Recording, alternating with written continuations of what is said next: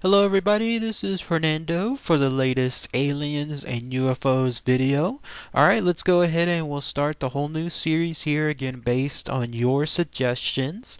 I'll probably do about 3 videos for this first round, see how things go. And then as soon as there's more future series videos, then I'll add some more, and including the usual stuff associated with aliens and UFOs, but this time of the week, so that way I could find more random topics to talk about.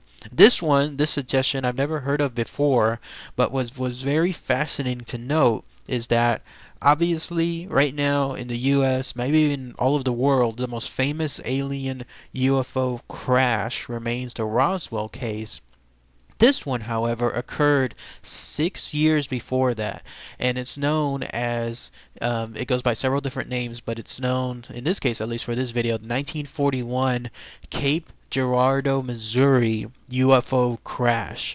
So it has to do with an actual UFO that was found crashed there in Girardeau, Missouri, and some alien bodies that were found there. And I'll talk about all the information related to it, but by far the most distinct thing about it is whatever happened with Roswell and the popularity associated with it. This particular incident occurred 6 years before that. Quite interesting that it doesn't have that much popularity, but again, that's the whole point of this series, is to be able to talk about those items that I find interesting that may not be as popular as others. So what happened? By the way, all of the information I'm about to relate kind of comes from one source, at least right now in today's timeline, and it has to do with the granddaughter of the main source within this incident. The granddaughter's name is Charlotte Mann, who you're looking at a picture of here. She was the granddaughter of a guy that went by the name of, in this case, there it is, Reverend William Huffman, who you're looking at a picture of here. How she came to know about this is because this guy Huffman kind of kept it a family secret of sorts for the longest time, only told his wife. His wife was the grandmother of the woman that I just mentioned, Charlotte Mann. And then on her deathbed, when she was dying basically of cancer, that grandmother decided to go ahead and share the secret, or most of the information, with her granddaughter. So that way, I guess it could be passed on. I'll highlight more of that in a minute, but that's how the information comes about. So here it is. You have to go back in time to 1941, the spring of 1941. There's no specific date that I could find other than just the generic spring of 1941. This occurred in Cape Girardeau, Missouri, which you're looking at a picture of here, which is like a small town of sorts, nondescript, nothing really stands out about it. Much in the same way, I guess you could say, like Roswell, New Mexico, where they're both just ordinary small towns. One night in that spring of 1941, this Reverend William Huffman, received a phone call to his home. He had presumably from some emergency department of sorts, letting him know that his services were needed. He was the reverend for that small town for a church called Red Star Baptist Church. It seemed like he was a pretty respected gentleman of sorts. Like he was someone that a lot of the community knew about his services. He had been reverend for that location there for a long, long time. So it only seemed natural that when they needed his services, he was one of the first people called. And he was told that he was supposed to come over to a specific location because there was a crash site of sorts, and his services involving last rites were needed.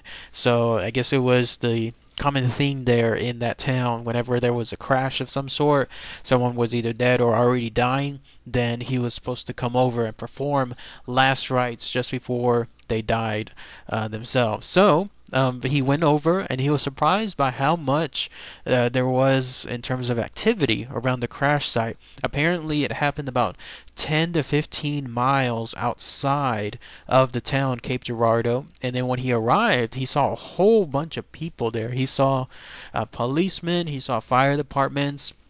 He also, interestingly enough, saw photographers that were around the area, and then on top of that, he saw FBI agents as well.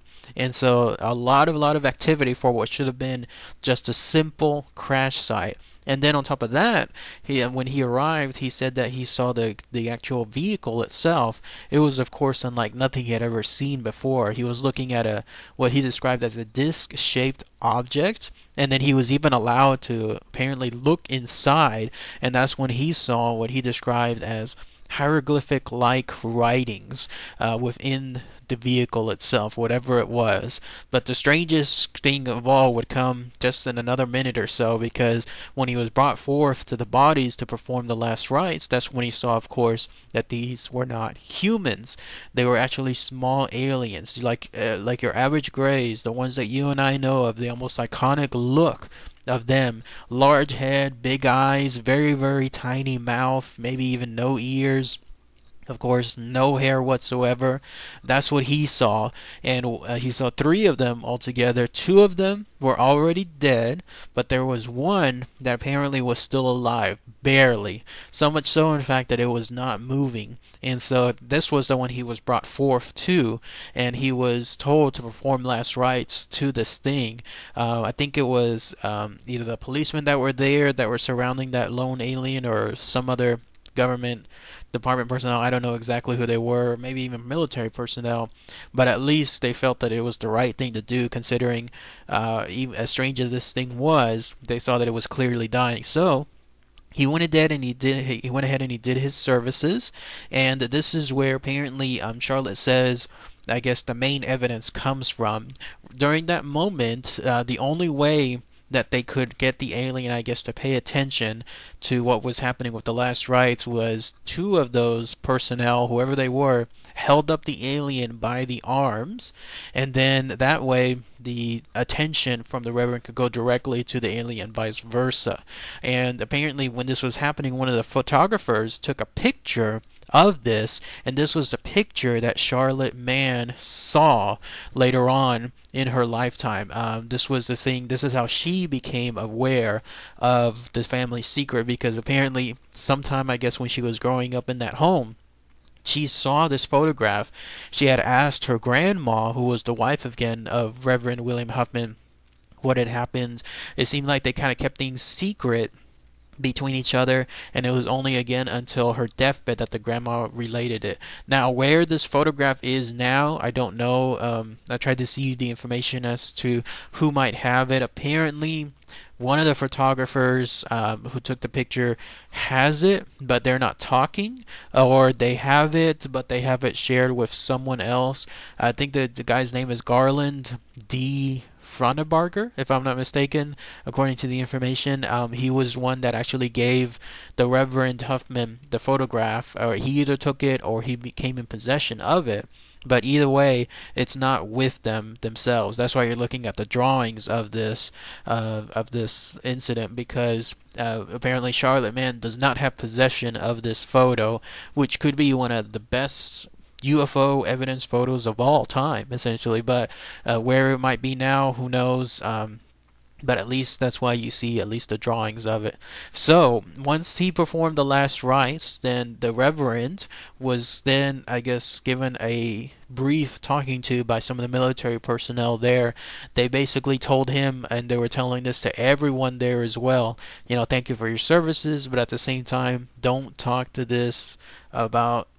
about this to anybody. Don't share with anybody. Make sure it stays a secret, probably with the implied perception that if he does talk about it, then it's going to be something not necessarily bad, but not something that he wants to happen at the same time. So the Reverend went home that night. He met, of course, with his wife, coming home so late, and then she could see, obviously, that things were not the usual normal self, and he frankly told her like what had happened, but probably under the sworn secrecy that she would not tell anyone else. But that's how it stayed within the family secret. Now, going back to Charlotte Mann, again, she came about this from a grandmother on her deathbed. The reason why a lot of people believe her story, because again, today's timeline, she's the only one really that's telling this story now, because she's probably the only one still alive from so many years back. Of the rest of the people there in 1941, so many of them are dead. But a lot of people believe her because apparently she is a very well-respected person. Like, she's someone that's not prone to making things up and making outlandish claims.